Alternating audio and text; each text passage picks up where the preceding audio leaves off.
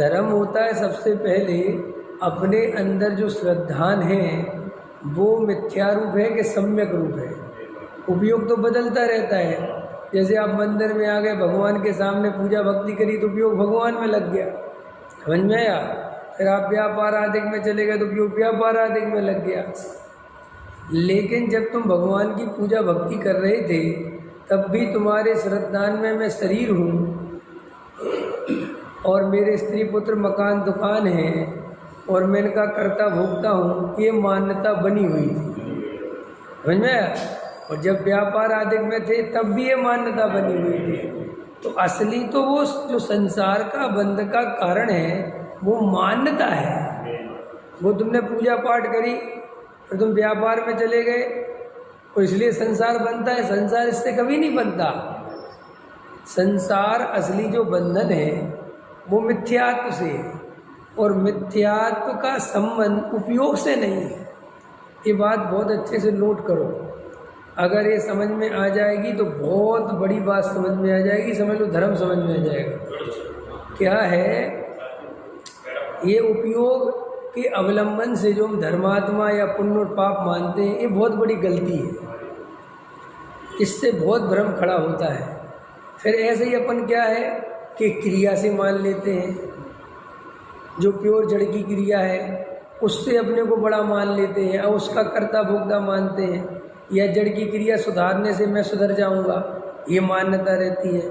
तो देखो क्या वस्तु स्वरूप क्या है। तुमने शुद्ध भोजन खाया, तुमने अशुद्ध भोजन खाया, उससे तो जरा सा पुण्य पाप बनता है। शुद्ध खाया तो पुण्य, अशुद्ध खाया तो पाप, जरा सा।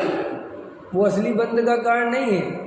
असली बंध का कारण मैं भोजन करने वाला हूँ और मैंने भोजन किया, ये मान्यता असली बंध का कारण है। अब जब अपन ये कहते हैं कि मैं भोजन करने वाला नहीं हूँ, मैं जानने वाला हूँ, अपन को ये बात समझ में आने पर भी, लेकिन जब अपन भोजन करने बैठते हैं तो ऐसा लगता है कि भोजन मैंने ही किया। अभी क्यों लगता है कि मैंने किया? इसका कारण है, हमें ऐसे ही नहीं लगता है कोई चीज़। इसका कारण ये है कि हमारी देह में एकत्व बुद्धि है। हम अपने को मानते हैं शरीर, और शरीर में भोजन जाता हुआ दिखता है तो स्वाभाविक ऐसा लगता है कि भोजन हमने किया। अगर हमारी दृष्टि आत्मा पे होती, हम अपने को आत्मा मानते, तो गारंटी से हम ये मान ही नहीं सकते थे कि मैंने भोजन किया, क्योंकि आत्मा भोजन कैसे करेगा?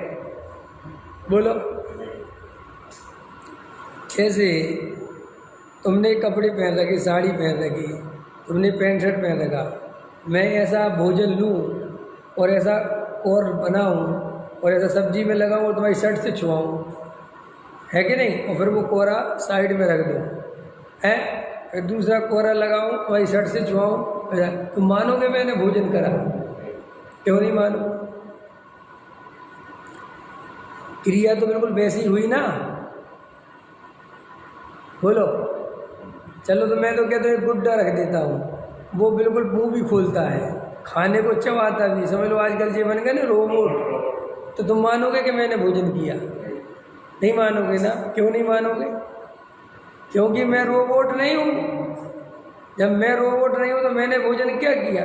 ऐसे ही मैं ये शर्ट नहीं हूँ तो ये शर्ट नहीं हूँ, तो देखो भेद ज्ञान होने से ये शर्ट में नहीं हूँ, तो देखो कितना अंतर है। शर्ट को फट जाए, शर्ट पुरानी हो जाए, शर्ट अलग हो जाए, कोई दुख नहीं होता ना। अलग करो, उल्टा मजा हो रहा था, अलग करो। ऐसे श्री गुरु कहते जैसे तुम्हें शर्ट से भेद ज्ञान है, ऐसा शरीर से भेद ज्ञान होना चाहिए।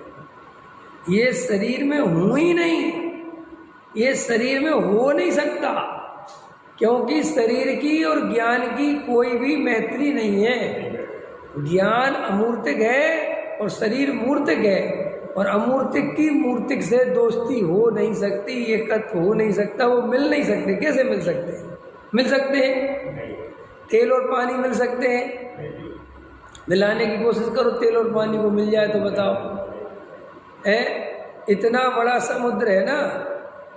कभी आप लोगों को ये बात पता है, समुद्र के अंदर से पेट्रोल निकलता है। पता है बात? तो पता है कि नहीं? समुद्र के अंदर से पेट्रोल निकलता है, समुद्र के अंदर से, जहाँ पानी के अलावा कुछ नहीं है वहाँ पेट्रोल निकाल लेते हैं। तो कैसे निकाल लेते हैं कि जो पेट्रोल की सत्ता है वो समुद्र के बीच में रहकर भी उस पानी में मिक्स नहीं होती। अगर वो पेट्रोल पानी में मिक्स हो जाता तो फिर कैसे निकालते? समझ में आया कि नहीं आया? लेकिन वो मिक्स नहीं होता और वो अलग पड़ा रहता और वो निकाल लेते। कितनी गजब की बात है। तो जब पुद्गल में मिक्स नहीं हो पा रहा तो आत्मा पुद्गल में मिक्स कैसे हो सकता है? नहीं समझ में आ रही कि नहीं आ रही है? भैया तुम सगे भाई के साथ मिलके नहीं रह पा रहे तो हमारे साथ क्या रहोगे? पुद्गल को स्पर्श नहीं करता और ये जीव पुद्गल को स्पर्श करना चाहता है। आपको पता है पुद्गल द्रव्य में जैसे दो पुद्गल द्रव्य है, ये पुद्गल द्रव्य है और ये उंगली पुद्गल द्रव्य है। आपको पता है इन दोनों के बीच में कौन सा भाव है? अन्योन्य भाव। समझ में? दो पुद्गल द्रव्य की वर्तमान पर्याय में कौन सा भाव रहता है? दो द्रव्यों के बीच में अत्यंत भाव और उनकी वर्तमान पर्याय में अन्योन्य भाव। अन्योन्य भाव माने ये पर्याय इस माइक की पर्याय में है दोनों पुद्गल, लेकिन कुछ नहीं करेगी। दोनों के बीच में बिल्कुल अंतर पड़ा हुआ है और अपन जीव और शरीर को मिलाने में लगे हुए हैं। अपन कह रहे जीव और शरीर एक है। तो श्री गुरु कहते थोड़ा शांति से बैठ के विचार तो करो कि ये एक हो सकते हैं क्या? अब अगर हमारे अंदर ये दृष्टि बन जाए कि मैं ज्ञान स्वभावी जीव तत्व हूँ, मैं आत्मा हूँ, तो हम गारंटी से जड़ की क्रिया के कर्ता नहीं बन पाएंगे। कि हम जड़ की क्रिया के कर्ता बनते इसलिए हैं कि हम अपने को शरीर मानते हैं। जैसे अभी तुमने पूजा गए और वहाँ गाया है, पूजा पढ़ी, कैसा लगता? मैंने पढ़ी। लेकिन ये पढ़ने की क्रिया आत्मा कैसे कर सकता है? ये भाषा वर्गणा तो पुद्गल की है पुद्गल की कि नहीं? कि साहब पुद्गल की कैसे? अरे भैया पुद्गल की ऐसे है कि यहाँ से फोन पे बोलो तो वो वहाँ पहुँच जाती है। ये पुद्गल में ऐसी गति करता है ना पुद्गल। और साफ साफ इस पुद्गल को कैद करा जा सकता है। जो मैं बोल रहा हूँ ये रिकॉर्ड हो रहा है कि नहीं हो रहा है? जो रिकॉर्ड हो रहा है इसका मतलब ये पुद्गल पर्याय में गया।